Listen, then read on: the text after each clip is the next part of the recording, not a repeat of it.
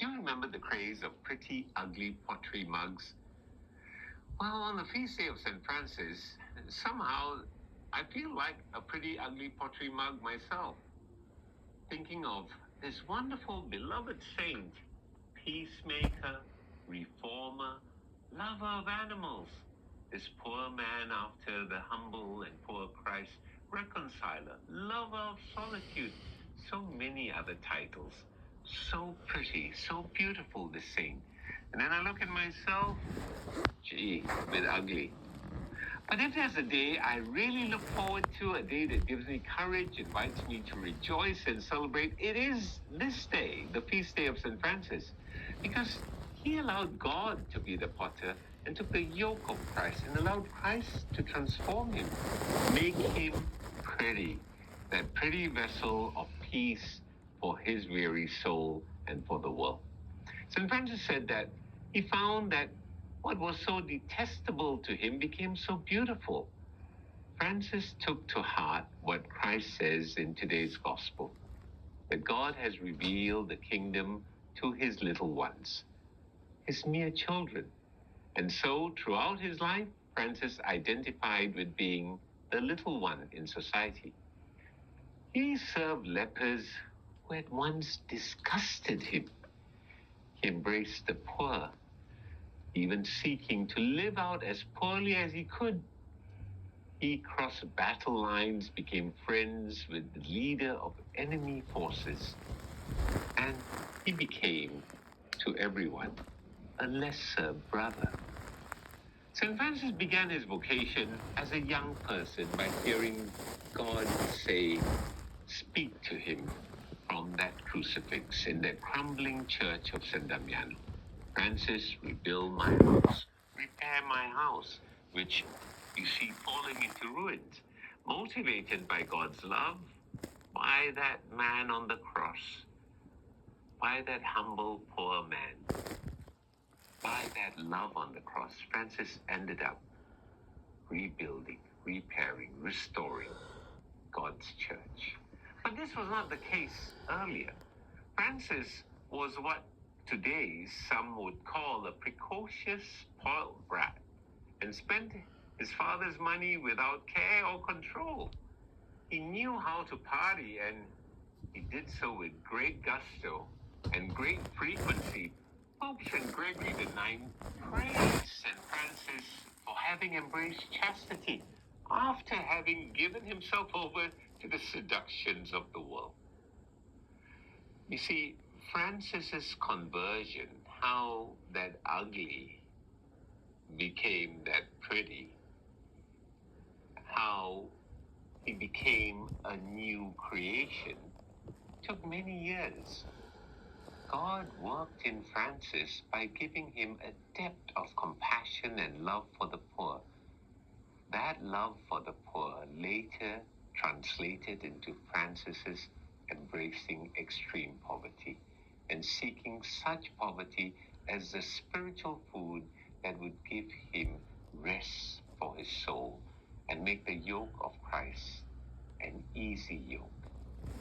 This was over time, and that's why it gives me great courage. I find tremendous hope in the story of his conversion. Both St. Paul, in that first reading in his letter to the Galatians, writing to them, and St. Francis's life, which we celebrate today, were men who first had lives lived with self-centeredness. Knowing what became of them gives me courage, gives me hope. I, a sinner, may find a way to fully accept Jesus' call and be filled with the strength required to become a new creation.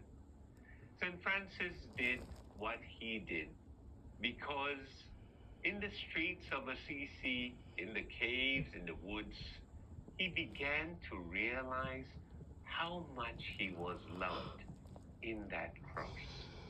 He was smitten with this tremendous love. And so when Jesus says, take my yoke, he's inviting me into his love. And, to be loved, to feel that love, to have someone take you under his or her love, frees you, find rest. Because isn't that what we so long for our weary souls? Francis realized in that love was the mercy of God, was his healing. He was a man who lived violently as well when he was a knight. And scholars tell us that he probably entered into post-traumatic stress disorder and perhaps probably had involved himself in killing. No wonder that Francis calls himself the least of all. Eyewitnesses often heard Francis pray over and over, "Who are you, my most dear God, and who am I? A worm and your little servant." He told Brother Leo, who was often with him, that the depths that God has revealed, the depths of my sinfulness. To be honest, the thought of such radical transformation sometimes scares me, and all the responsibilities that come from it. But when I think of the potter who's in love with me, whom forms me into that vessel, pretty ugly pottery, or ugly to become pretty pottery, then I realize that indeed I am trying to imitate Francis. I am trying to live as what St. Paul invites me to. The greatest identity for Francis was allowing the cross of self-emptying love to speak to him. When he was dying, he said to his brothers, "I've done what was mine to do. Now may God show you what is yours to do." And in that way, I too, like you, celebrate St. Francis, that beautiful, beloved saint that whom we all love.